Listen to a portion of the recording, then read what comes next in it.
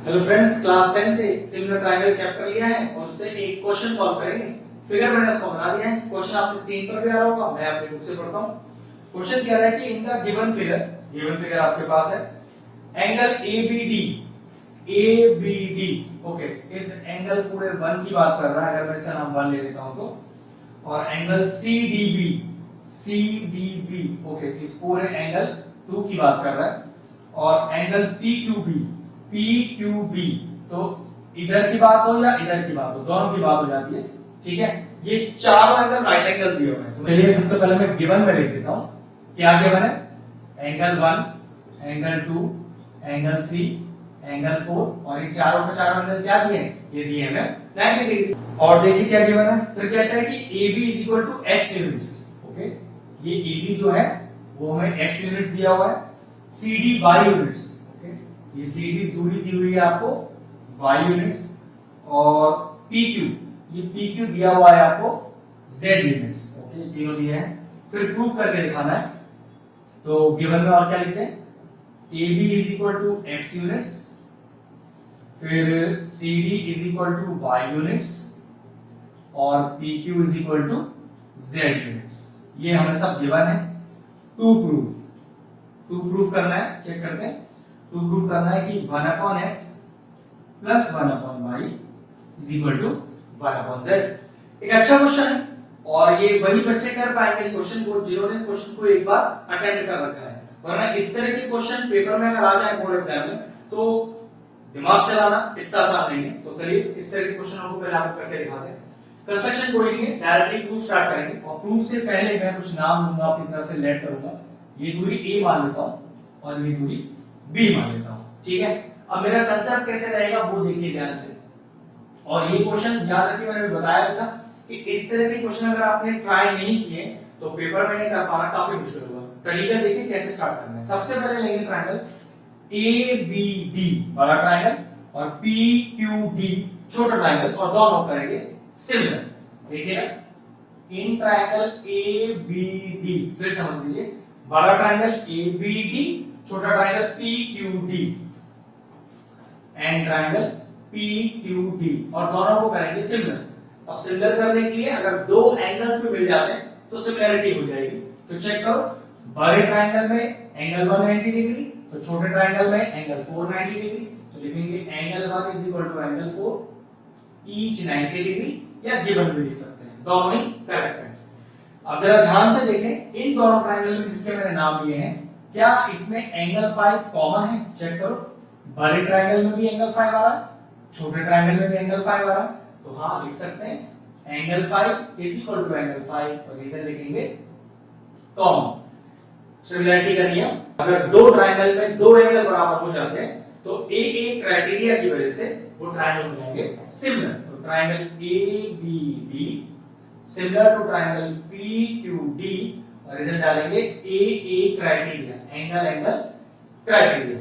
अब सिमिलरिटी करके मुझे फायदा क्या हुआ? फायदा ये हुआ, हम करस्पॉन्डिंग साइड का रेशियो बराबर रख सकते हैं। अब करस्पॉन्डिंग साइड से रेशियो का मतलब बड़े ट्रायंगल की साइड लेंगे, फिर छोटे ट्रायंगल की साइड लेंगे। तो अगर बड़े ट्रायंगल की AB साइड ली है, बड़े ट्रायंगल की AB, तो छोटे ट्रायंगल की मुझे PQ साइड लेनी पड़ेगी। फिर देखो ध्यान से, बड़े ट्रायंगल की मैंने BD साइड ली है, तो छोटे ट्रायंगल की QD लेनी पड़ेगी। तो बड़े ट्रायंगल की मैंने ले ली BD, तो छोटे ट्रायंगल की मैंने ले ली QD। फिर देख लो, बड़े ट्रायंगल की BD तो छोटे ट्रायंगल की QD, वैल्यू 50 आ रही है इसमें। तो AB हो गया x, PQ हो गया z, BD हो गया A प्लस B। ध्यान से देखिए, तो A प्लस B, तो BD बराबर हो गया A प्लस B, और QD ये कितना हो गया? ये हो गया B। दो साइड्स का रेशियो मैंने बराबर रख दिया। इसके लिए रीजन क्या डालेंगे? यहाँ पर क्या डालेंगे? If two triangles are similar, then the ratio of their corresponding sides are equal। ठीक है, ये ध्यान रखिएगा। अब जरा इसको रेसिप्रोकल कर लीजिए, और डालकर रेसिप्रोकल क्यों कर रहा हूं, उसका रिजल्ट जब आएगा आपको क्लियर हो जाएगा। रेसिप्रोकल करेंगे तो z upon x is equal to b upon a plus b, और इसको मान लेंगे इक्वेशन 1। बिल्कुल इसी तरह से ट्रायंगल लेंगे CDB P Q B. Exact बिल्कुल सेम तरीके से सिमिलर भी करेंगे। देखिए क्या, in triangle CDB and triangle PQB, triangle PQ और B। चलिए सिमिलर करते हैं। पहले चेक करिए, एंगल 2 बड़े ट्राइंगल में 90 और एंगल 3 छोटे ट्राइंगल में 90 जो हमने लिए हैं। तो angle 2 is equal to angle 3 और रीजन ईच 90 डाल सकते हैं, या फिर गिवन में हम ऑलरेडी लिख चुके हैं 2 और 3 देखो 90 तो गिवन में डाल सकते हैं। चेक करिए, ये दोनों हमने जो ट्राइंगल लिए हैं उसमें कोई कॉमन एंगल आ रहा है? देखिए 6 वाला। अगर बड़े ट्राइंगल की बात करें एंगल 6 आ रहा, और छोटे ट्राइंगल की बात करें तो उसमें भी एंगल 6 आ रहा है। तो लिखेंगे कैसे, angle 6 is equal to angle 6 common. बात फिर वही, दो एंगल बराबर हो गए तो सिमिलर हो जाता है। यहां पर मैंने दो एंगल बराबर कर दिए तो लिखेंगे triangle CDB similar to triangle PQB, reason डालेंगे वही AA क्राइटेरिया। अब ट्राइंगल सिमिलर हो गए, इसका फायदा क्या लिया हमने? तो जो फायदा हमने पहले से सिमिलरिटी का लिया था वही लेंगे। कैसे? देखिए, बड़े ट्राइंगल की CD तो छोटे ट्राइंगल की PQ, तो CD अपॉन PQ बराबर है बड़े ट्राइंगल की BD तो छोटे ट्राइंगल की BQ, तो बड़े ट्राइंगल की BD तो छोटे ट्राइंगल की BQ। अब हमने इसे बराबर तो रख दिया। फिर से वही, if two triangles are similar then the ratio of their corresponding sides are equal। हम इनकी वैल्यू रखते हैं। चेक करिए, CD कितना दिया हुआ है अपने को y, PQ कितना दिया हुआ है z, BD चेक करिए, वापस कितना हो गया आपके पास a प्लस b, और व्हाट इज BQ हो गया a। बात वही, फिर रेसिप्रोकल करिए और डालिए और इसको रेसिप्रोकल कर दीजिए। ये लीजिए रेसिप्रोकल कर दिया मैंने इसको और मेक इट इक्वेशन 2। इसको मैंने इक्वेशन 2 मान लिया। अब कुछ नहीं करना, बस आंसर आने वाला है। इक्वेशन 1 और 2 को ऐड कर दीजिए। Adding equation 1 and 2। अब दोनों इक्वेशंस को ऐड किस तरह से करें? LHS से LHS ऐड करें, RHS से RHS ऐड करें।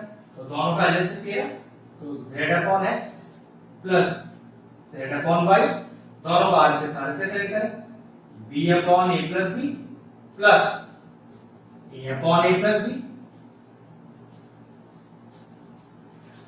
अब देखो रेसिप्रोकल जो मैंने किया था दोनों इक्वेशंस को, उसका फायदा मुझे ये मिला कि रेसिप्रोकल करने से दोनों का बेस सेम हो गया।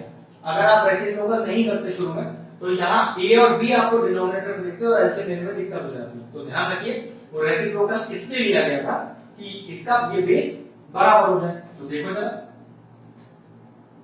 एलसीएम आ गया a प्लस b, तो ऊपर कितना आ जाएगा? जब एलसीएम सेम नीचे आता है तो ऊपर वाला numerator as it is copy कर दिया जाता है।